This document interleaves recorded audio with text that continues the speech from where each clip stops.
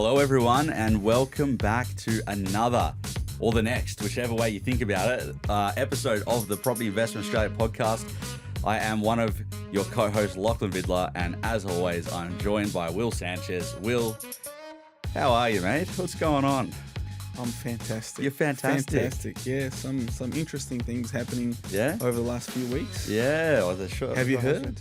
Have I heard? Let me think. What's happened? Not too important. Well, Australia's through to the semi-final of the what is it? The 50 over tournament. Is that what you're talking about? Australia through? No. What else could it be? Oscars were held recently. A few award winners. Is that what you're talking about? Oh, maybe. Brazil won. Brazil. There you go. I feel like that's not what you're talking about. Oh, hang on. I know. Drum rolls. Drum rolls. It's that Atlas is having a great start to the year. Well, that's that as well. Nah, come on. I know what it is, mate. We've had the first cash rate cut in a long time. Oh, How do you feel about it? Very good, because the mortgage is going down. So. You know what? That's a pretty simple explanation, isn't it? Yeah, it's pretty good. It's pretty good. Yeah? Yeah. Have you seen a bit of movement going on with your client base in relation to that? Either more people that maybe were on the fringes that didn't do anything coming in, and existing clients sort of wanting to do things like. Yeah, I think it's more the sentiment. Yeah. People feel good about what's going on in the market. They feel like going out and starting even the investment purchase, owner occ, they feel like it's a good starting point now. After so many, rate increases. Yeah. I think the sentiment is back, and that's driving some good business to us. I completely agree. I mean, the financials, like the cut of 25 basis points, it does. I mean, I've seen numbers vary. Obviously, it varies lender to lender, but anywhere from like maybe 25 to 40K of borrowing capacity. It's not like it's really making a significant financial difference to people. But the sentiment, that feeling, that good feeling, almost is this like a good time? Should literally, we get started? Yeah, almost absolutely. like a bit of a warm spring day. People feel like it's something nice to look forward to, and things are coming. We're bring it on out of winter, and things are happening because we're the same. What was it, last week or the week, whenever it happened? We had a lot of people. Well, I guess it depends on people's definitions of a lot. I reckon we probably had 5 or 6 people in that week, which is a lot for a buyer's agency. Mm-hmm. 5 or 6 people in that week who we had previously, they'd just gone dark on us. Like they just didn't end up doing anything. Making a decision, you mean? No. I reckon almost better. We'd written them off. We'd said they're not going to work with us. They seemed like they were just people that were sort of like umming and ahhing, not doing it. We had about 5 people come back that week and not only said, oh, I want to reopen the conversation, they signed straight away. They said, this cut, we've got to get in now, boom. And these aren't even like just people that were going through the process that were already okay with. These are people we literally thought were lost prospects. Yeah. But even the news, they're positive about what's happening, and just a lot of competition. Yeah. I told you about my clients last night going to auctions. Yeah. Starting point 1.5 ended up 1.730. So it's a lot going on. You know what? It's great to see. We love the sentiment, because sentiment means people now make moves, and we know unfortunately too many people are emotional about property, rather than just doing things at the best time, which is usually as early as possible. But now that we're seeing that sentiment change, I think that it's really important, and that was what we wanted to talk about today, was unpacking 4 of the most common issues that we see with property investors, and most importantly, how to solve them. Oh, beautiful. Yeah? Yeah, tell us what the issues are and how to solve them. What do you reckon? I reckon we might leave a little bit of mystery in the air. We won't drop them all at once. We'll go one by one, and obviously make sure that people listen all the way through to the end of the episode. I like that. You like that? Yeah, keep the nuggets. Yeah. All right. Well, I think this is a really topical point, as I was saying just before. Now that sentiment is changing, topical discussion.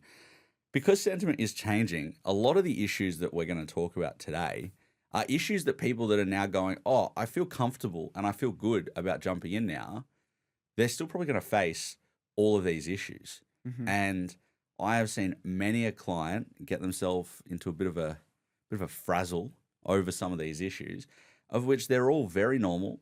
They happen very frequently. When you don't have much experience with it, it can seem bigger than Ben-Hur, and yet they're often very simple to solve. I like that. You like that? Ben All right. Hur. Well, let's do topic number 1, which is something that I have had a discussion with, I reckon, multiple times a week for a couple of years now. And shockingly, as people would see when they follow my LinkedIn and social media and stuff, where we go and post at least 2 or 3 results of clients every single week, this issue is solvable, you know? And if I've been having this conversation for years, obviously there's a solution to it, or we wouldn't be able to post results that happened over the last 6 months or things like that, right? Absolutely. But the first one is when people are looking at where they might want to be investing, and they're coming and they're saying, the area that I'm looking at has been growing the last few years. Is it too late for me to go into these areas? Have you had clients bring up that sort of an idea to you as well? Yeah, absolutely, they do. But some of these people, they tend to wait, no matter what I say. No matter what you say. Yeah. Well, it's something, and look, I can totally understand it, right? Like, especially if you don't have like a property research background, if you haven't bought many or any properties for investment purposes over your life, I can certainly understand that if you see some data, whether that's coming like from, say, you're working with my team and I at Atlas, or you're working with somebody else, or you're doing it yourself, and you're going and trying to explore some of this data and research to work out the best places, and you go, my God, it just seems like everywhere that looks decent has also been growing for the last 6 months, 12 months, 18 months, even upwards sometimes of 2+ years. Some of these areas might have been growing for, and you're sitting back, and I feel like it's a bit of an emotional human condition sort of thing to go, the line I always hear is, oh, well, it can't keep going up forever. And of course that is true. Nothing is going to go up indefinitely. Eventually it will hit a ceiling. However, what I say to everybody is, it doesn't hit a ceiling just because it has grown. That is not the reason why it stops growing. You know, the logical process is not, it has grown, therefore it must stop. The logical process needs to be, why has it grown, and has that now changed, because that would stop it. It's not because it has grown that it would then stop growing. Would be the case for Toowoomba, for example? That's a really interesting market. I mean, that's a market that I know a lot of people have invested in, but it's also a market that I know has continued to perform really well. You know, I think same as somewhere like Adelaide. Certain pockets of Adelaide have had some really strong performance. I still see people buying Toowoomba. Yeah. I mean, even Brisbane. You know, some people have been buying in Brisbane since sort of 2020, 21, and they've still kind of kept it going all the way through certain pockets of Brisbane. So I think, like I said, the first and most important thing to understand is, why was that area growing? What happened, you know? And ultimately, as we've covered on a number of episodes, some imbalance between supply and demand had to occur. Ultimately, that's what it was. Yeah. But you have to understand what it was. Was it that demand increased and supply stayed the same? Was it that demand increased and supply decreased? I mean, we wouldn't be having this conversation about a market's been going up, but it could have been in the reverse as well, you know? But why? Why did it happen? The area didn't just start to grow by itself for no reason, right? Why did it start to perform? Because if you can unpack that, you can then go and you can research those reasons to say, are they still present in the market today? So for example, it might be, well, demand increased because other areas became expensive. People were able to do a little bit more remote work, so that maybe it helped out. They didn't have to be right next door to their workplace anymore. And then on top of that, government finally started, and private enterprise started doing some big investment into a certain area. And that's really coming into fruition now, and either projects are finishing being built, or people are now enjoying the fruits of those projects.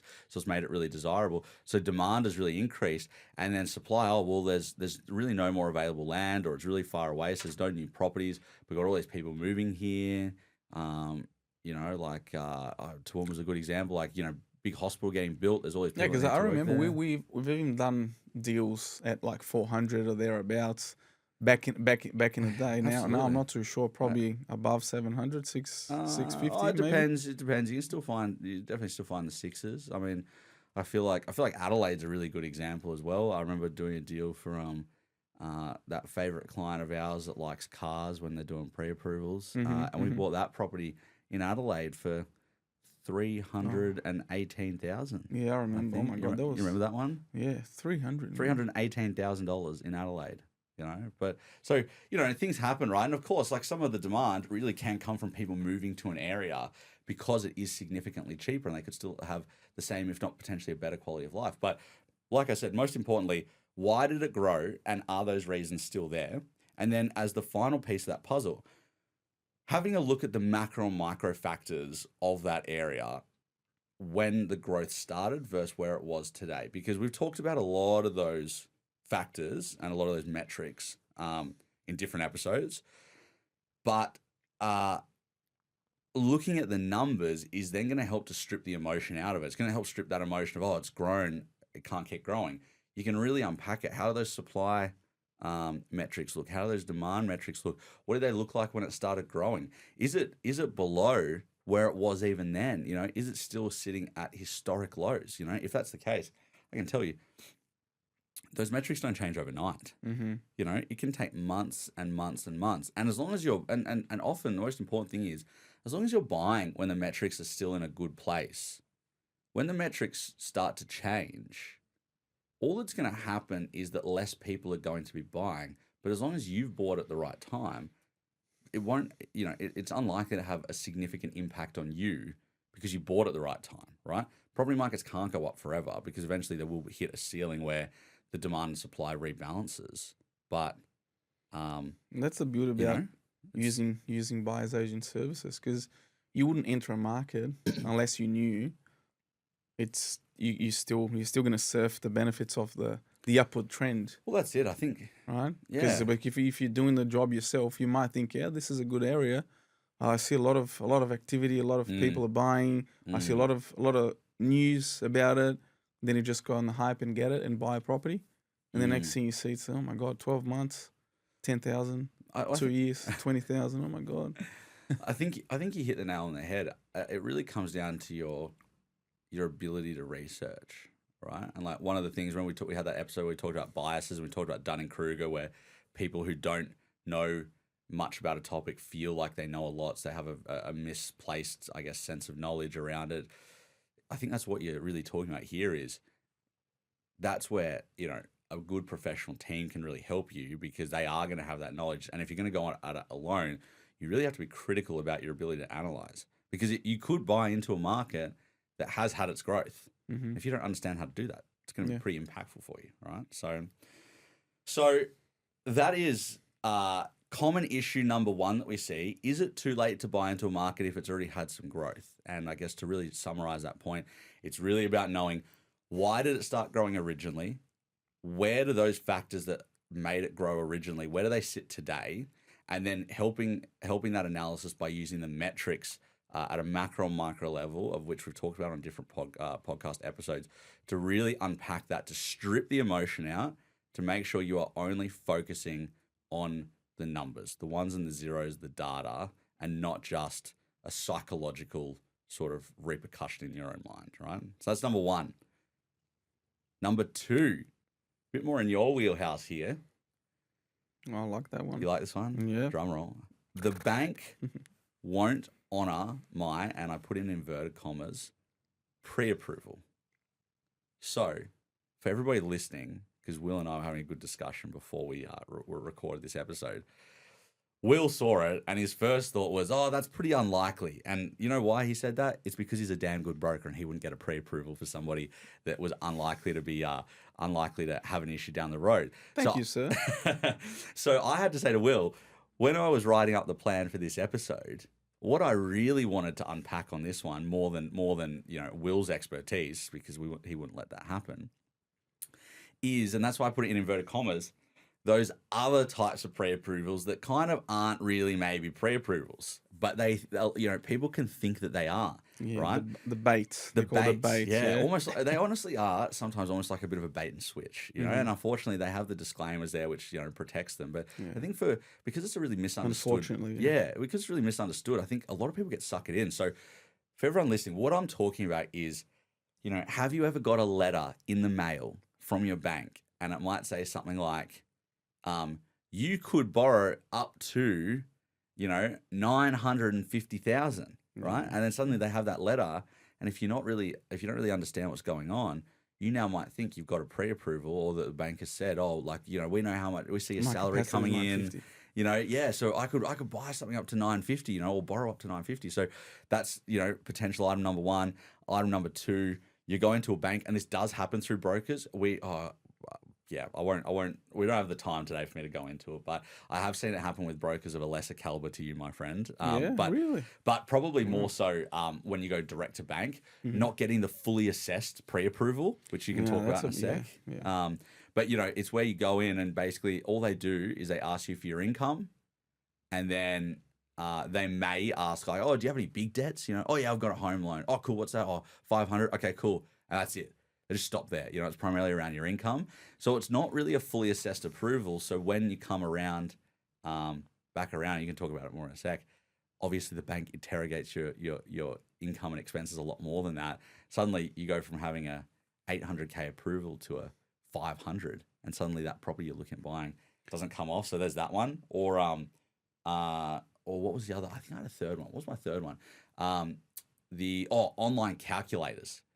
Yeah, that's a big one. It's probably not directly under the banner of pre-approval, but I do know a lot of people who have come to us and have said, oh, how much can you borrow? And they go, $1 million. We go, oh, cool. So that was from your broker, right? Oh, no. That was just from the calculator on the bank's website. Yeah. So what do you think of them? What do you think of them? We come across these very, very regularly, to be honest. The online calculators all the time, because that's the primary source. Well, that doesn't tell you the whole picture, the whole story, right? So you just put in a few things, and then you get the result. Yeah. Well, that's designed, to capture your information essentially, because you got to fully assess your financial position to be able to understand what you can afford. Because chances are, you go into a branch and the bank will just ask you, one or two questions, because they want to get you a approval. They want to hook you in, so then you can come back with the full deal at some stage. But it's really important to understand where you're sitting in terms of borrowing capacity, because that could throw the deal off. And then next thing you see, you've signed the contract, you can't honor. Yeah, and especially, different states have different rules. If you're buying a property in Sydney, you might waive your cooling off period, and then you are suddenly in a very, very tough position. You don't want to be in that position. No. But to your point on the pre-approval, fully assessed or not assessed. Yeah. That's a big one, because some banks out there, they do offer the option of giving you a non-fully assessed approval, which is going to be an automated approval based on the information you provided. Yeah. Right? But the broker might have missed something. Maybe there's more things that you can find. So let's say there's an undisclosed credit card, there's an undisclosed personal loan, or something you forgot. You listed, it's in your company's name, but then let's say you got a car loan, but the way the bank assesses that the bank do include the car loan in your personal borrowing capacity calculation. So there's lots you should look at. But if you are looking to buy a property, you should definitely look. It doesn't matter which stage you're looking for. If it's your first, second, third property, you should always try and get a fully assessed pre-approval to give you the confidence that you can go out and purchase at the level that you're looking for, to align your expectation, and not to put your buyer's agent in a pickle. Because if you tell them that they can buy a 650 property and you can't. And I think the one we come across a lot is the rental income. Sometimes not too sure if it's a knowledge gap, or if it's lack of communication between broker and buyer's agent, or whatever the case may be. Because if we do a pre-approval and it's assessed, and you get to add the expected rental income, I should know if that figure is actually achievable. Yeah. There's no point in me saying, I want to get a pre-approval. This property is going to generate $650 in rental income. Yeah. But next thing you see, you get a rental appraisal and it's $550. Yeah. And then you're done. What do you need to do? How can we get this property now? Yeah. Well, you've really gone on to the second part of that, which is that, you know, you have to be so careful that, let's say you do get a fully assessed pre-approval, right? So the whole topic we're talking about is the bank won't honor my pre-approval. Let's say that you then go and you get the fully assessed pre-approval and you're thinking, awesome, I've listened to Will, I've heard everything Will's had to say, I've had it fully assessed, it's all sweet. But then after the fact, you don't maintain you don't abide by the conditions that the pre-approval has set out. And some of the common ones I see I guess, you know, the brokers like yourself that sort of talk to me about would be, you know, if your income changes, like your pre-approval's been assessed based off what you provided, right? And they've seen, you know, it's been assessed. And if you earn 100 grand, but now suddenly you change jobs and you're at 80, that's going to impact it, right? So income, a big one. Expenses, like we've seen that one. You and I have seen that one together that many times. Yeah, like, but the investment expense is a good one that you brought up, especially when you submit an application and you don't have to provide tax returns. Let's say there's an existing or two existing properties, investment properties, right? You don't want to provide tax returns because you don't want to show too much information if it's not required, right? Yeah. But then the bank does require the tax return for any reason, right? And then they see the expenses are a lot higher than you disclose in your application, which is an issue that we come across sometimes. Yeah. Then you're in a pickle. What do you do? Well, absolutely. You're in a pickle. Yeah. Then you got to change lenders, or you got to change strategy at the 11th hour. Absolutely. Yeah. And I think, as you were saying, the other big one that we do see is that rent appraisal one. You know, if you've had your approval assessed for a certain purchase price of a certain amount of rent, that can skew it. You know, like I can't tell you, and this is actually a really big and topical issue for me at the moment. I see that many people who, and I find the two problems are direct to lender or a mortgage broker who is like a family friend or something, but probably isn't that good at investment, you know, but they come like, oh, you know, it's my cousin or it's, you know, whatever. But especially the banks especially, and they overcook the rent in the application, and they'll be going like, oh yeah, you know, I want to buy a 650K property or a 700K, whatever it is, and let's say it was a 700K property, and minimum rent is also $700. And I see, because like calling a spade, most of the people who work as like the in-house brokers at the banks are only doing it. The lending specialists are only doing it because they're not very good at their job. I'm just going to say that. Like, that's my experience with it. Like, they don't trust or back themselves enough to go and be a mortgage broker. They want the safety of a salary from the bank, and they're incentivized to get as many pre-approvals through the door as they possibly can. And they have no idea about investment, right? And somebody's probably going to email me and say, well, no, I've got a really good one. And that's fine, right? But I can tell you from hundreds of transactions and hundreds of clients that my experience is that they aren't typically very good at their job when it comes to investment. So they sit there, they overcook it, and then you're the one that ends up paying the price down the road. Because if I was going to buy a 700K property, I would honestly be trying to get assessed on a 550 rent, you know, and that might be very conservative. But if I can do it at that, then it means that no matter what happens in the transaction, I can buy any property pretty much. And it could be under rent, it could be anything, and I know I'm not going to have an issue. Yeah, any good broker would be conservative in rental appraisal. Exactly. Sure. Yeah, and that's what I mean. It's like, especially the lending specialists at banks. The fact that they call themselves a specialist just kills me sometimes. Like, but yeah, all the brokers aren't very good. But really topical issue, isn't it? Right? Like, really, really topical issue with that. And I think just to like round that one out, the other one. And if you've got a good broker, it's not really an issue, but just making sure you are at the right lender for your circumstance. You know, like if you're a certain occupation, if you're a business owner, you know, like, you know, it's just so important that you are at the right lender, because when push comes to shove and they're actually assessing an actual property to give you the money, not just a pre-approval, you know what it's like. You want to make sure that you're with a business that knows and understands who you are as a person. Because they've seen it a lot of times, and they're not gonna make your life hell for that. Yeah, no, I couldn't agree more. But what I can say at this point is, a lot of people think that they can go with the cheapest rate, but maybe the cheapest rate isn't the one for you. Yeah. So Cashbacks. Oh, let's go for that Oh. bank because of cashbacks. Well, it's $1,000. Yeah, is it gonna make a big difference? You know, is that the right lender for you? So I've got one at the moment, and yeah, these not all lenders are doing this. Thank goodness. Yeah. But some people are still doing it. We had a client, and I'll keep us moving because I don't want this episode to go on forever and ever and ever and a day. But we had a client at the end of last year, and she went direct to the Qantas Home Loans.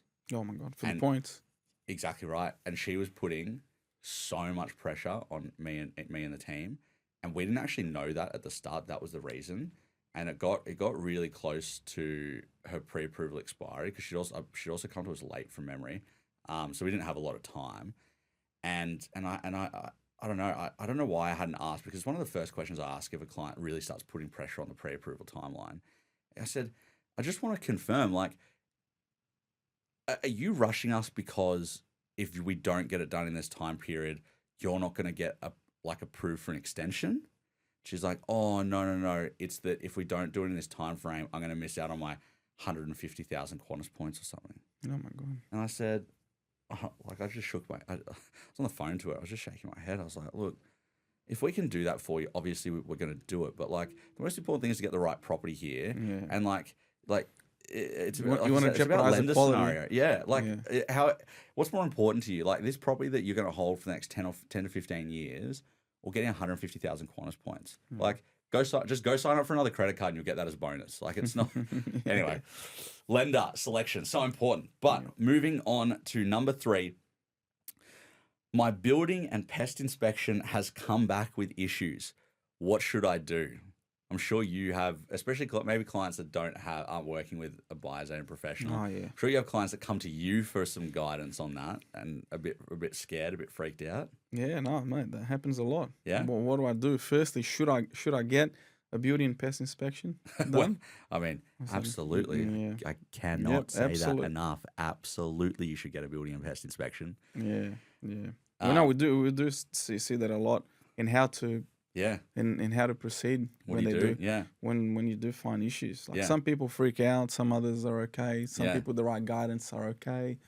But yeah, I'll leave it. You'll leave that to me. Yeah. Leave that to me. Well, look, I think the first and most important thing for people to understand is a building and pest report or the inspection process that leads to the report is designed to be a negative process. Right? And what I mean by that is that not the service, you want the service to be good, but the report isn't going there to say, oh my God, this is in amazing condition. What a great property you've bought. They are trying to find every issue. So when you read a building and pest inspection, you're probably going to feel pretty crap afterwards because it is designed, the purpose of it isn't to pump you up. It's to talk to you about all the issues that you could possibly have with this property as it stands today. So the first thing I'd say to people when they get that building and pest report back and it has issues is take a breath. It's okay, right?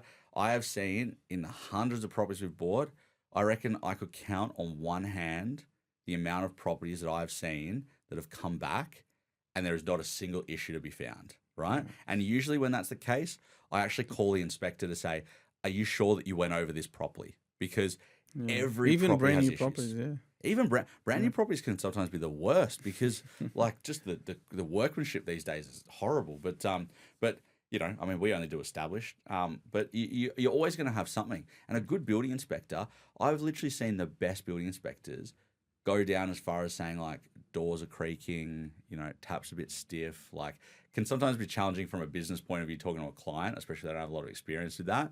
However, it is still, you then know that they've picked up everything, right? So it's great. But first thing is take a breath because it is okay. It's doing what the process is meant to, right? But when you get the report, what's then important is to then look at what has actually been listed, right? And what I mean by that is you don't need to be a plumber, a carpenter, an electrician to be able to unpack these reports. They're typically written for the majority of it in pretty basic terms. And what you really need to understand is what is being listed here as an issue, you know? And typically reports we broke it down into major and safety defects and then minor defects, right? And that's not to say that, you know, a minor defect should be ignored, but the report is also trying to help you out there. And if it's listed as minor, thinking that these building and pest inspectors also want to cover themselves from a liability point of view, really trying to understand what is going on. Because I also see very frequently major issues that by the legislation has to be listed as a major issue. But when you actually understand what the issue is, it might be like a $500 fix. Like it's not a 20 grand issue and you're thinking about, oh my God, this property's falling apart. So what are the issues that have been identified and what do they actually mean? You know, not just trying to then go and think about every single thing that's on the report. What are the actual issues, right? Then from there, regardless of the practicality, what are the potential solutions to those things that you've identified as the real issues, right? Even if it's a 100 grand fix, doesn't matter. Sit there with your notepad and pen if you're doing this by yourself, or if you're working with a good buyer's agency team, they'll talk you through it, right?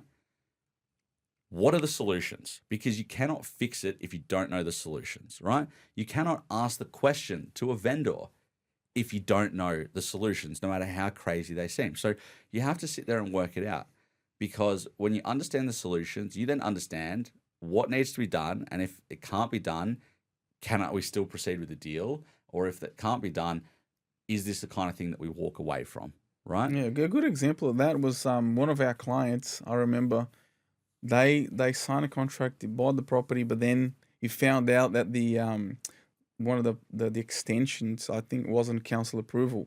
Yeah. Then you went back to the vendor, the guys, and said, guys, we can proceed. However, you're gonna have to mitigate this before settlement takes place. Yeah. Can you do it? Yes, let's fix it. Yeah. It took about 2.5 months, I think. Yeah, because we went through the council approval process. Yeah. It was the longest settlement. Yeah. But then you got it sorted. The client was happy. The vendor was happy. Yeah. You got it done. And we know. I remember who that person was as well. The good thing about that scenario was we locked up a price. The client wasn't paying interest. They were basically able to hold the property for like 3 months and have growth without even owning it. So it was actually almost like an ideal scenario for them in that respect. But absolutely. But if you don't have a buyer's agent, what do you do? Because you're going to freak out. Absolutely. You might rescind contracts. You might say, oh, I don't want to go through this. Thank you. Yeah. Well, we had one yesterday. We literally terminated a contract yesterday. It was there was a what was it? A carport in the back. So it wasn't really a carport. Sort of like a carport / storage shed. It was built out of brick, so it was a little bit different because usually these days you see they're built out of the Bunnings. Like frames. that sort of yeah. And there was some major cracking that was through it. And we went to the vendor and we said like, look, we're gonna need to get this investigated properly. We did it, and then it came back and said, no, like there needs to be some works done to kind of stabilize it. Can't remember how much it was. Like it certainly wasn't like 30 grand or anything like that. Like there was a bit of a cost, like maybe 10 grand, something like that. Anyway, and the vendor refused to budge, right? So we terminated. Yeah. Right. But we understood the issue. We understood it was an issue. We understood the different solutions. We were obviously working very collaboratively with the client on it. And then it got to the point where we could get an outcome that was worth it. So we terminated the contract, right? But that was only because we understood all aspects, right? Beautiful. And I think that probably comes to my third and final point on this one before we move on to our last common issue for clients, for property investors. And that is, you really need to be pragmatic in this scenario as well, right? You are not, especially in a warm or hot market, going to get a vendor to fix every issue or to do a price adjustment on every issue. You need to take your ego out of the equation, right? Yeah. And I can tell you, blokes, we're the worst for it. We're the absolute worst for it, right? We want to smash that other person down and feel like we've really won, and then we will often burn a deal because of it, right? As blokes, right? Yeah. It's so important to keep your ego in check, because I've seen people terminate deals over literally haggling over $1,000, especially when other things were already agreed to. Like maybe good deal. Yeah, like maybe it was we're asking for $3.5 grand and we got $2.5, right? So, but I've seen people literally end up haggling over like that last $1,000. Ego and pride got in the way. The deal got blown up. We were then able to give it to another client, because like it wasn't like some significant issue. The new client knew all about the deal. They went ahead with it. They took like exact same deal terms, right? Like I think all that we did was we adjusted the purchase price down by the $2,500 that was going to get offered, as opposed to having the higher price, then make an adjustment at settlement. everyone was happy, property grew significantly over the next 6 to 12 months. And then that client lost out, like, yeah, cool, mate. We got them a different property and it did fine, like whatever. But the point was that they then had to go through and pay for more building and pests. They had to pay the solicitor for the first review. property, because like it was there. So they wasted their own time, they wasted their own money, they wasted their house as well, to be really frank about it. All because they let pride get in the way, right? Mm-hmm. When the pragmatic view sometimes needs to be, what do I really need? What am I happy with? What's the baseline? What's the minimum amount that I go, you know what? It's not what would make me stoked, but I'm okay with it. Mm-hmm. And getting on with it. Because if you bought a good property in 12 months, if you've made $100,000 of growth in it, are you really going to care about that $2,000, that $1,000? Like, you really got to make sure that you understand the lay of the land and you're not letting pride and ego get in the way. That's good. Yeah. That's pretty good, my friend. We've seen it happen too many times, you and I. Oh, yeah. Scuff marks, terminate contract. It's a bit like that, isn't it? But, okay, so to round that one out, so my building pest issue has come back with issues. What should I do? First thing is you really need to unpack and understand those issues, right? You then need to understand, out of the things that are listed, what are the actual real issues here? A leaking tap is not something you're probably going to throw the toys out of the cot for. So really unpacking those issues and then understanding what are all the potential solutions to that issue. And then after you've done all that and you've probably tried to go and negotiate, really then putting your pride and ego in place, put it to the side and understand, be commercial, be commercially savvy and understand whether or not there is still a deal to be made here, or are you getting in your own way and you're about to blow up something that could be a good scenario, right? Or do you need to walk away because it actually is, not something to proceed with. Yeah. So that is that. Now, our final one for today is my borrowing capacity is maxed out. How can I continue growing a portfolio? Something you and I have seen time and time again, especially as rates have increased.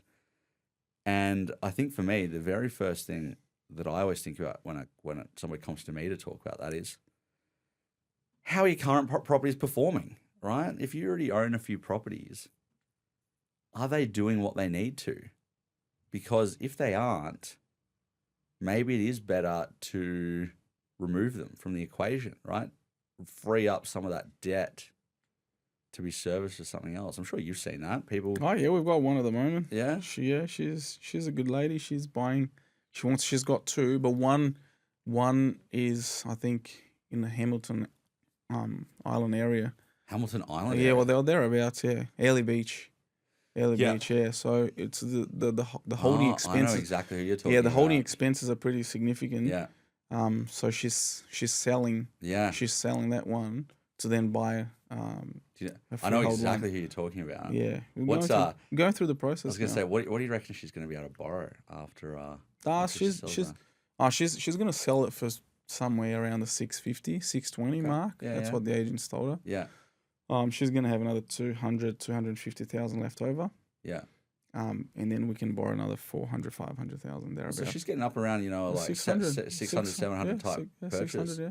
600, I believe. 600? Yeah. That'd be good for her. I know exactly who I actually need to give her a call. So if that person is listening, I'll be calling you before this episode comes out. She's gathering documents right now. She's gathering well, that's good, right? But I think that's a really good example, right? If your properties aren't performing, you really need to evaluate. And that doesn't mean that properties have to be going up all the time, right? Like properties will perform, they'll plateau, they'll then perform again. You just need to really critically evaluate whether or not you think it's going to perform for your situation. Exactly right. Exactly right. So if they're not, do something about it. And if they are, then that's okay. And if they're just plateaued, but you're expecting something to come back over the next couple of years, the entry and exit costs need to be factored in and this and that. So she's made money. She's made money on the property, but obviously the property is not growing that much because it's high yield in that region. Yeah. Anyway, the next thing to really think about in that is, well, could purchasing through entities help you keep going? Now, I know from all of our conversations, right, it's really important, like trusts, buying through trusts has become very topical at the moment. Maybe that's an episode we can do something on shortly. But if you've already maxed out, that's not going to solve it, right? Like, No, yeah. Well, we want to make a big difference. There's holding costs, there's setup costs. You got to understand, because a lot of people don't even understand how much it is to set them up, right? But self-managed super fund is something we've seen a lot lately. Yep, that's another good entity you can do it in. That's probably the one we're seeing A more lot. of. Yeah, absolutely, right now. absolutely.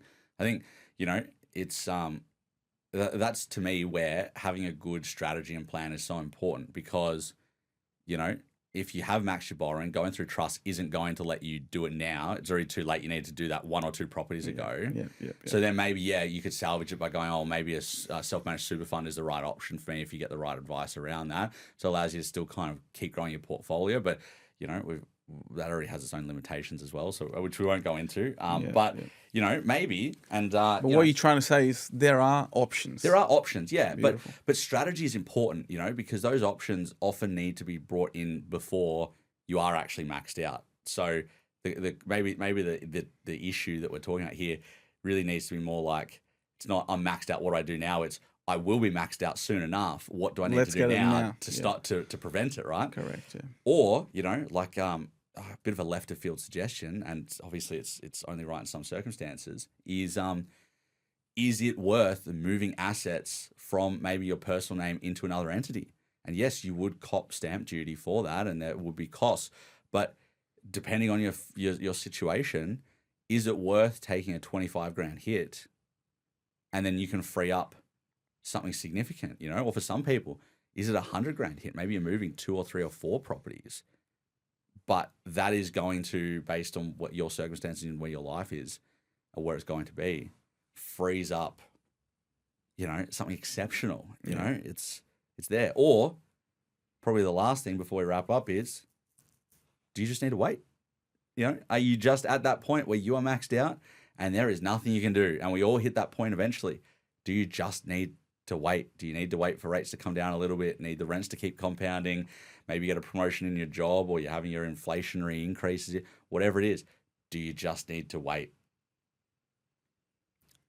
It's a strategy. Is it? Well, it's all part of the strategy, isn't it? Do nothing. It's the importance of it. Yeah, absolutely. Deliberately doing nothing. Don't get ahead of yourself. Yeah, correct. Yeah. Deliberately doing nothing. All right, mate. Well, that's what we wanted to, that's everything. That's 4 of the most common issues. So the area I'm looking at has been growing. Is it too late? The bank won't honour my pre-approval, and that's in inverted commas often. The building and pest inspection has come back with issues. What should I do? And my borrowing capacity is maxed out. How can I keep growing? That's the big 4 things we are seeing a lot of at the moment. I think it was a lot of, it was good. A lot of insights, yeah. I think that's great. And I think hopefully for some of those people that are asking me, God, all those questions, maybe if they have a listen on this one, or maybe I can just send that to them. Next time I get a question that's on this list, I'll say, go listen to this podcast and get your answer. Yeah. You get your answer. But mate, look, thank you. I think that was a great episode. Thank you to everybody for listening in.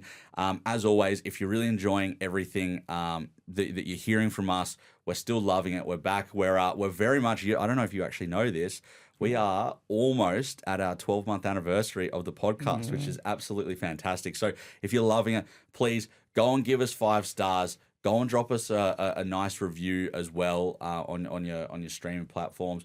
We would love to see that, and make sure you share it around your friends as well. We love seeing more subscribers onto the podcast.